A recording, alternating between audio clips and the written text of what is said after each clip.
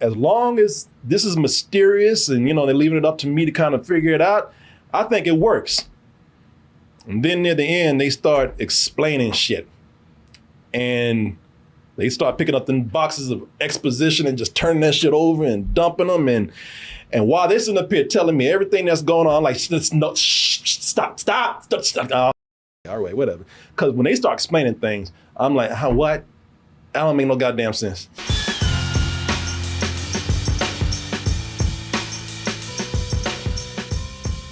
Oh, Martin. Yes? Certain people out there, a certain person, they might refer to us as highbrow. I've heard here. that. You've heard that. I've heard that. As you say, Martin, you driving that Volvo. Mm-hmm. On the way to therapy. On your way to therapy. Who the hell do you think you is? Martin Thomas. I say is. I could have used proper grammar, but I don't want to get too high. No, not too much. That's just downright uppity if I do that. Right. Not trying to look down on the people. So for uppity like ourselves, we don't just settle for ordinary horror, Martin. We like that elevated horror over there. Thank you. The elevated horror, the thinking man's horror, horror for people who have some class about themselves. Yes, I needed to be elevated so it can reach the top of my nose. Oh, Martin, just the nose? I want your hand drowning in it. Wait for somebody to send you a life preserver? Save your ass from all that culture that you drowning in. And that is what we're getting into today. Even though it has a wild name, CUCKOO. CUCKOO. Yeah, CUCKOO. Boy, you think that would just be some silly shit. But no, people, this is art house horror right here.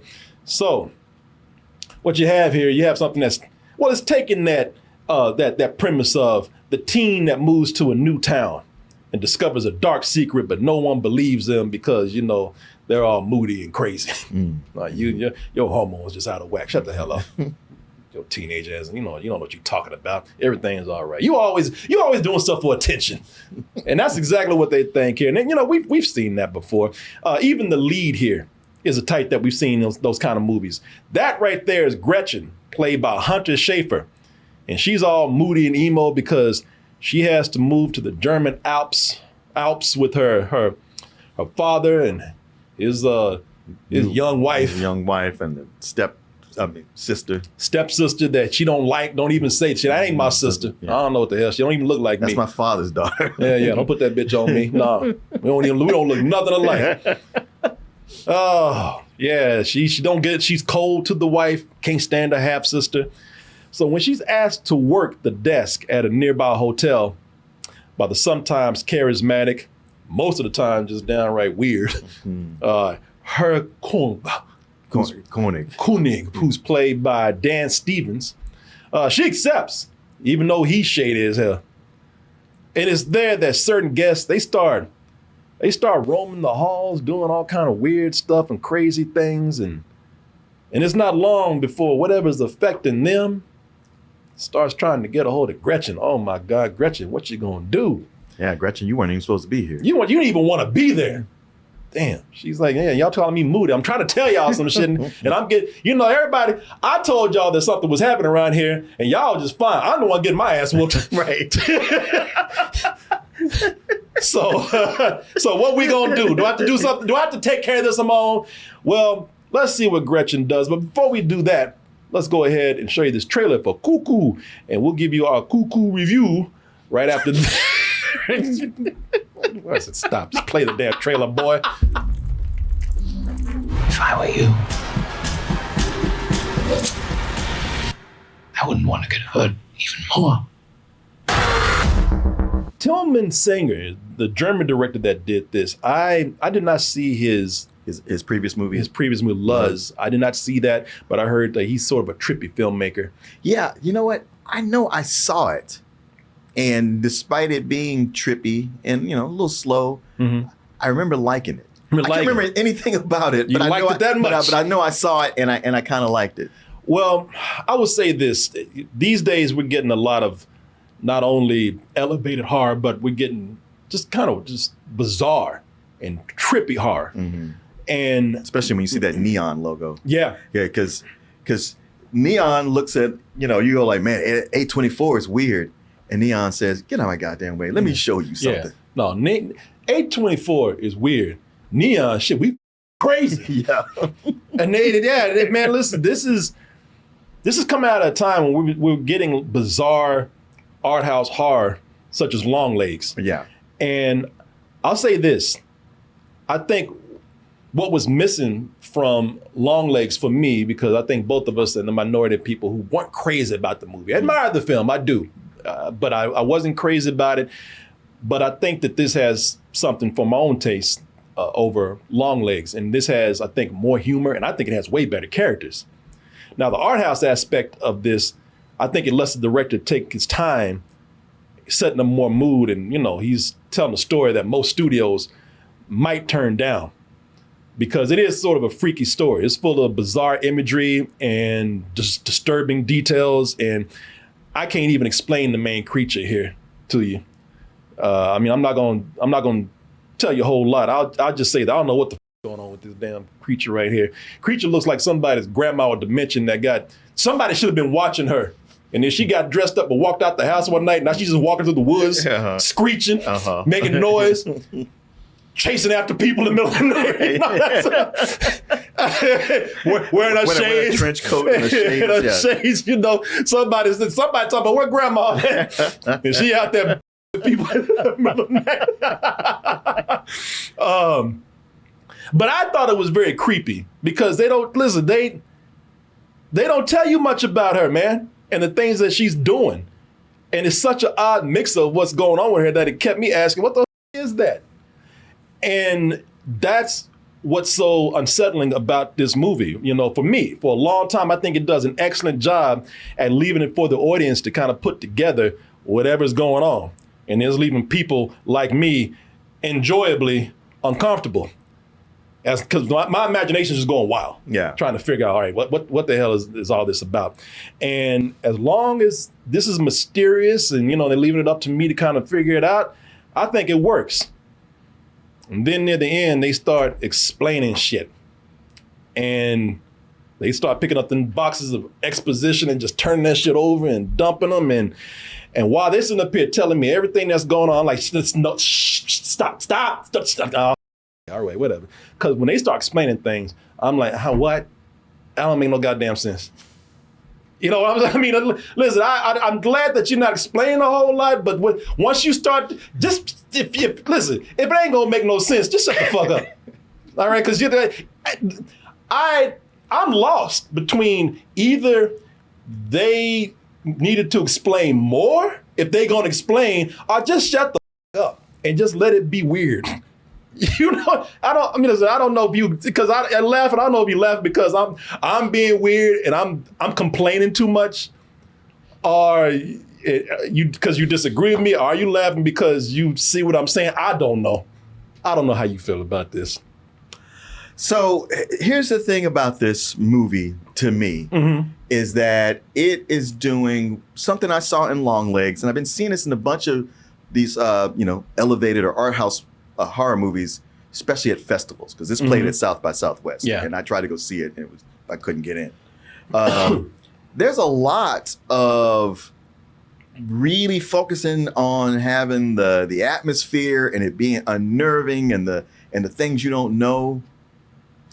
So much so that so many of the other basic things that make a story digestible or make it visceral get left behind or just aren't even there.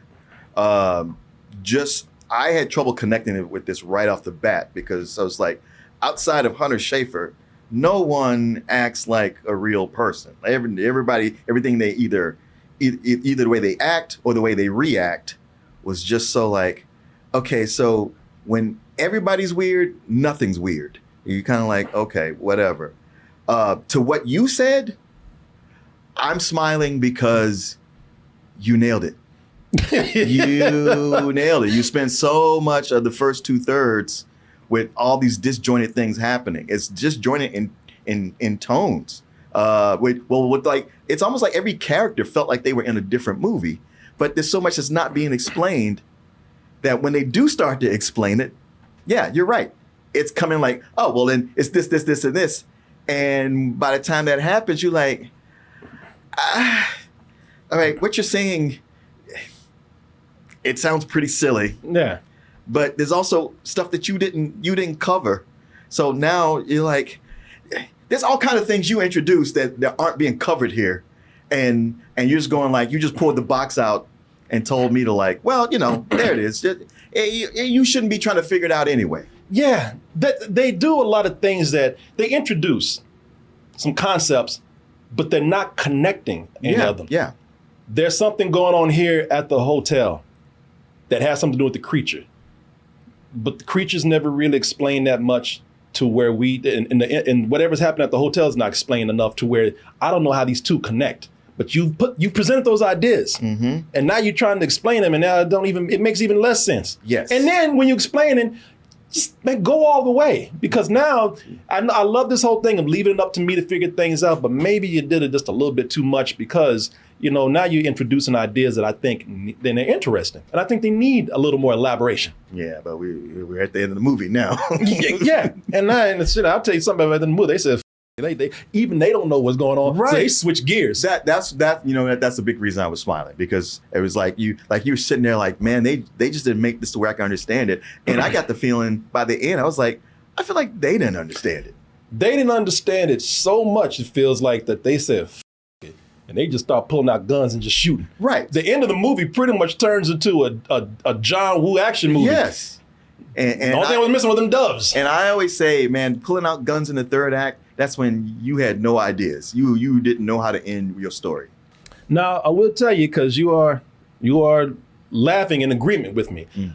I can tell right now I like the movie better than you. Oh, I know. And I, he's like, he's shaking his head. I know, you damn fool. You won them highbrow. I know. Well, because I feel like if your movie's strong in certain areas, I can get with it. I can appreciate certain things, and again, it's personal, because there's some things that actually affect me. Because even though this movie is all over the place, or is not giving, I feel like giving you enough information, or not leaving enough to your imagination. If you're going to go one way or another, I do feel like Tillman Sanger's direction is really strong in this. Yes. I feel like there are a lot of scenes where he's directing almost different elements from different movies, and he's good at them all. Like that scene where I'm talking about, they start shooting at the end. It feels like maybe it's something that might not just go with the whole tone of the film, but he directs it pretty well. I thought, if they wanted to get this guy, this dude must be trying to get a Marvel movie. Well, because he's directing all kind of different things here. That's the thing. This movie, it felt less like, hey, I'm going to make this movie and really tell this story and capture you, as it was, I'm gonna make a reel for myself. Yeah, I'm gonna show all the different things I can do, because some of it is so focused on the effect, the mood, the eeriness, and the sound. Like some of it is just the sound. There's like an effect of a time skip, and when it's all said and done, you're like, what did that even add to any of this? Yeah. And see, I'm gonna tell you about that in a little bit, because I still think there's an air of mystery in the movie that's there that I kind of like. So, and I think the horror in this movie, like, he's directing kind of different things. He's directing a drama, he's directing an action movie, and he's directing a horror movie. When the horror is in effect, I thought that he's very good at it, because he's so good at setting mood here. Yeah. He's so creative how he uses light and dark. Like in this scene right here. They're not showing a whole lot, but in the movie they keep going, and they're using like dark areas like this to set up this creature as a threat, because they're still mysterious, and they're still in the shadows and the darkness, and he's just giving us enough of a glimpse of it to creep us out. And then as the movie goes on, the creature starts to come out more. He starts to play with light instead of dark more. I thought that scene with the bike, I thought that was an amazing scene, the way he set up suspense in there. Yes. He played with cinematography, lighting, pacing, and it was just a really creative way to introduce how scary this creature is. At a point when we don't know what this creature is doing, what the motivation is, or what they are.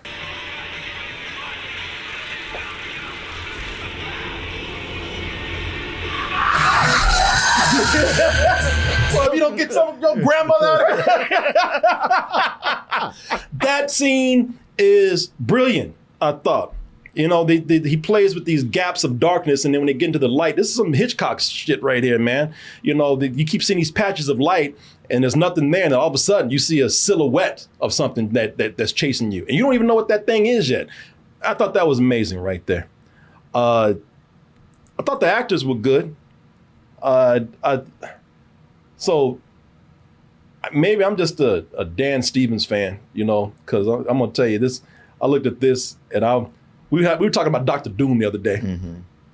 And I was saying, man, Dan Stevens should have been Dr. Doom. And this movie convinces me more because he comes with that German accent. I thought his German accent was laughable. Did you? I didn't. Yeah. I thought it was actually pretty good. Yeah, I remember going into this reading, somebody was like praising his German accent. I was like, oh, cool. And the whole time, I was like, man, this accent feels so inauthentic. I'm expecting it to get revealed that he's not actually German. So somebody was praising him? Yeah. Because I praised it too. I thought he was very good. Yeah. I thought I guess we just disagree on that. But I actually thought he was very good. It felt like either a cartoon or like it wasn't there at times. Yeah, I don't know. I thought he was very good in the movie. But that's just me. What can I say? I like the character too. Because he's sinister in two ways. One, he's definitely hiding something. We don't know what he's doing. And two, if you don't watch him, he's gonna try to wife. And I like that they didn't overplay that in the movie. They just showed that that's in his character. Yeah. Another thing about him that's a little unsavory. And I like Hunter Schafer. Oh no, Hunter Schafer is great. She's awesome in this. Yeah, y'all probably seen her in Euphoria. Euphoria. Yeah, and she was just in that last movie. Kinds of Kindness. Kinds of Kindness, yeah. And I thought that she's the standout here, man. She was a well-balanced character for me, too. Yeah, it really is. Because when you see her in the beginning of the movie, she's all moody and everything. It looks like she might get on your goddamn nerves. But unlike the movie Longlegs, where you had a main character who showed no emotion, she actually emoted. She was appropriately scared. Mm-hmm. But, she didn't have one look on her face the whole movie. And also, she wasn't useless. Like I said, this creature was after her. She's like, hell, if nobody's gonna believe me, I'm gonna just take this shit in my own hands and do something. She was proactive. She's a take charge character. I really like that. I think that the movie also has. So this is the real thing for me here. The movie, I don't even think didn't take itself too seriously. I thought that there was a lot of humor in here, and it's not that kind of humor that's pretty much. It's broad or it's very overt. No, it's very sly humor. It's enough to where if you really look at it, you can kind of tell that they're having fun with this. They're not taking this completely serious. And I kind of like that tone of the film right there, in addition to the moodiness of the film itself. So I don't know, man. I think this movie will be fun to think about. Like right now, I'm saying it makes no sense, and I still don't think it's going to make a whole lot of sense, after seeing it. But I'm willing to like give it a little bit of thought, theorize on it in a way. Maybe it'll make more sense to me later. Maybe it'll be one of those things where, again, those things that are not explained to me, that's the way it's meant to be. And if you think about it, maybe it does actually have something that connects you. I don't know. Because there's things in there that they do, like they're playing with time. Yeah. And that's not really fully explained in the movie, but maybe it's not obvious to me when I'm watching the movie. I don't know. I think that there's more mystery here to really sit back and just kind of dwell on. And I might like it even more later. But for now, I think it's a fun movie. I think it gets by on great direction and the strength of its characters. And I think it has a strong first 2/3. I think, it'll make or break it for some people that last third.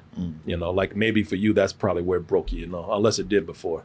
Yeah, I kind of all the way through. Look, it wasn't breaking me before, but I could never find a place to attach to it. Yeah. I always felt a distance from it. Well, go ahead and wrap. Give your Well, wrap. yeah, up we there. are, yeah, with that distance, like just come a little bit closer, something I could really, just put my fingertips on. So that kept everything from being scary or visceral, like it seemed like it wanted to be. As far as the sense of humor, like I kind of got that from Dan Stevens because I couldn't take his character seriously, but then so much of it, some other parts of it were, supposed to be serious or definitely moody. I don't know. To think about some things you were saying, it's less of a movie as it is a collection of good scenes. Mm-hmm. Like you said, some of it is brilliantly shot and the way it's put together with the mood, in bits and pieces. And so to me, like I said, it works less as, hey, this is a good movie as it is a good conversation piece. Like it's not so much enjoyable when you watch it, but there's plenty to talk about after the fact. I wasn't hating it, but a movie like this I see as like a high rental. Yeah, and I probably had more fun with it than you. I really did enjoy the setup of this movie, the first 2/3. I think that they handled the creature better in those first 2/3 than the last third. I do like the mystery that they set up. I like the moodiness that they set up here. I think the direction is excellent in a lot of parts, and I really did enjoy Hunter Schafer, man. Mm-hmm. And unlike you, I enjoy Dan Stevens. But again, that depends on people's taste. What you see. So I'm going a little bit higher than you. Okay. I liked enough to give it a matinee. Okay. Yeah. So there you go, folks. Again, 2 different points of view here. Always more interesting when you get that. Sure. And make up your own mind. Not yet. Never listen to me. Don't listen to us. No. Cuckoo. Maybe that's why I like it. I'm cuckoo too. Well, you made it to the end of the video. That must mean you really like what we do. So if you do, check out these other videos just like this one. Check out our other YouTube channels and subscribe to join our wonderful Toasty community. And as always, stay toasty.